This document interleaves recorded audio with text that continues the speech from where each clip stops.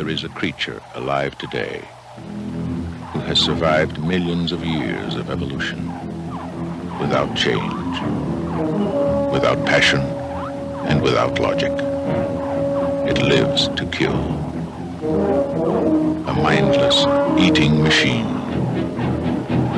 It will attack and devour anything. It is as if God created the devil and gave him jaws.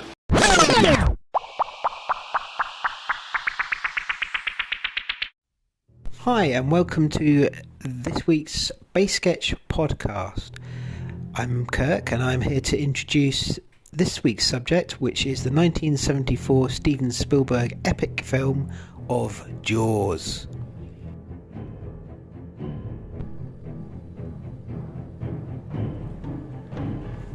Jaws, the blockbuster blueprint, reliving Steven Spielberg's first 10 years, 1974 to 1982. This is the movie that gave Steven Spielberg the ability to have a free pass for his next few movies, including his next ambitious project that would take us into outer space. But first, a close encounter of the ocean kind.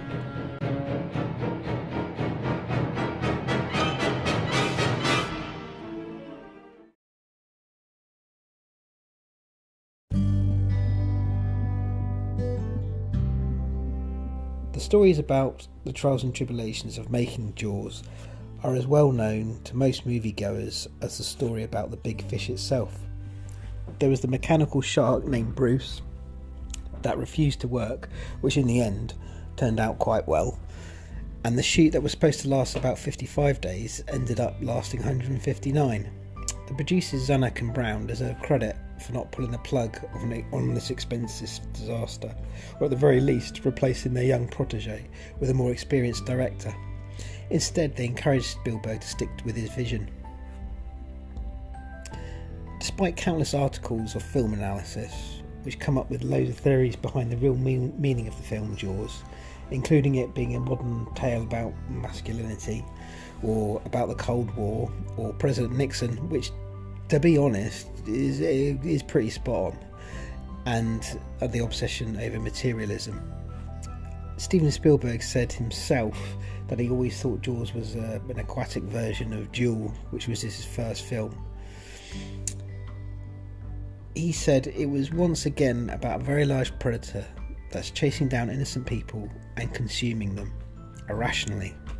It was an eating machine, although at the same time I think it was my own fear of the water. I've always been very afraid of water and not a very good swimmer, and that probably motivated me more than anything else that I wanted to tell. However, I think he's probably being a little bit modest there. There are layers and depth to this classic movie which rises it above which could have just been a slasher-based movie. The movie rip-offs that followed Jaws goes to highlight the fact that this film is more than a monster movie. Of course, one of the real monsters in this film isn't the shark, but it's the mayor of Amity Island, whose decision to keep the beaches open is very ill-fated. It's a political motivation. The mayor, Larry Vaughn, is basically Amity's version of Nixon, as he constantly cites public interest to justify the numerous activities of the administration. This public interest is why the Amity officials do not close the beaches, and that's why they tamper with the medical reports at the beginning of the film to conceal the first shark attack. It's entirely political, and it places the interests of the island's business owners ahead of safety of anybody on the island, including any of the visitors.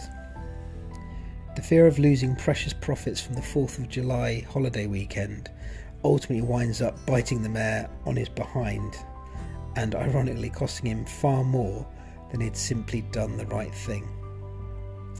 This image of the mayor of Jawstown was used more recently by critics of people in charge during the pandemic. The first part of the movie is an out-and-out slasher. It's Michael Myers, but with underwater. It's an unseen stalking evil president that picks its victims at random. There's a beef joint, there's a young woman, there's a man, and even a small boy. This attack on the small boy, which post-parent Spielberg would not have done, he was more edgy in his early films, but it's this attack on the small boy and the aftermath is where the film shifts in tone. Consequently, later on, when they're out on the Orca in the middle of the ocean, the requirement for suspense decreases significantly. Nevertheless, Spielberg uses yellow barrels to suggest the shark's presence, displaying the art of what we don't see to the very end of the movie. It stops here being a story of fear and dread and suspense, where there is a lot of suspense still left, but it turns into an action drama adventure akin to something like Deliverance, and it focuses on themes of bravery, being macho, bravado. Like Deliverance, it contains a mixed bunch of characters. There's arrogance, there's anger, there's self-destruction, there's overconfidence, and of course there's the everyman. Hooper represents arrogance, and Quint, the Captain Ahab, represents anger and revenge. Brody represents humility and the power of overcoming fear and guilt of kind of conspiring to cover up things in the beginning of the film. Despite the fact that Quint and Hooper have many differences, most of the time they do hate each other. They kind of weirdly share more in common with each other than with Brody. They both exchange in a sort of maritime macho-ness, exchanging tales and recounting injuries they sustained while working at sea, while Brody kind of just looks on warily. He's scared of the water and can't swim. So Brody is strangely the odd one out. It could almost become a movie about male friendship. However, this odd man out, he's willing to change. He faces his fears. Hooper's arrogance and confidence in his equipment, his overconfidence in his equipment, lets him down. And Quint's lust for revenge drives him to self-destruction. A lot like Spielberg's first feature, the TV movie Duel, the main protagonist is just an everyman. He starts off scared and eventually is forced to become the reluctant hero. It's Brody that eventually faces his fears and the guilt of his past mistakes, and he wins through. He says earlier on in the film, in amity, one man can make the difference. Bill Butler's cinematography, which was done with handheld cameras in the days before Steadicam was invented, is truly remarkable. John R. Carter's sound design won an Oscar, and of course John Williams' iconic score is still used today to evoke a sense of dread. Vernon Field's work as an editor is brilliant. It just captures all the suspense in the film.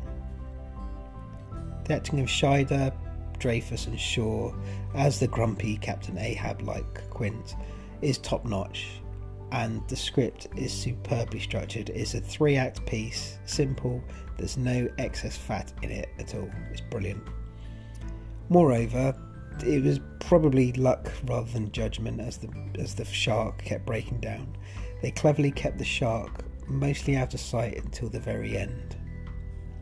I was lucky to see it on a 4K restoration, and it looks amazing. It pops with the 4th of July celebrations and all the glorious gory details. It's the sound. The sound is fantastic in the restoration. Dolby is amazing, and the famous duh is even more menacing.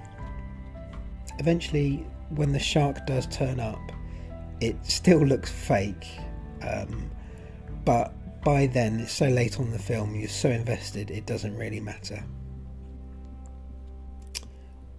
When it was all said and done, Jaws swam away with a whopping $485 million in box office, and it spawned a massive marketing campaign with all sorts of Jaws related memorabilia, including t-shirts, mugs, towels and inflatable shark toys, which can be noted couldn't be used in the water.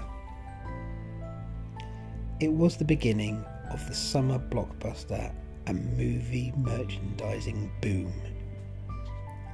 So that was Jaws, a phenomenon that would change cinema forever.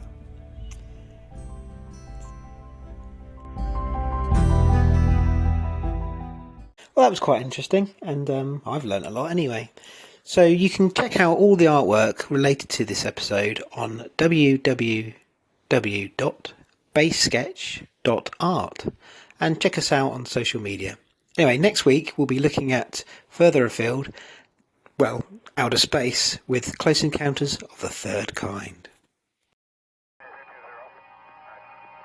Close Encounters of the First Kind. Sighting of an unidentified flying object. Close Encounters of the Second Kind. Physical evidence of a UFO. Close Encounters of the Third Kind. Actual contact. Columbia Pictures, in association with EMI, presents Close Encounters of the Third Kind.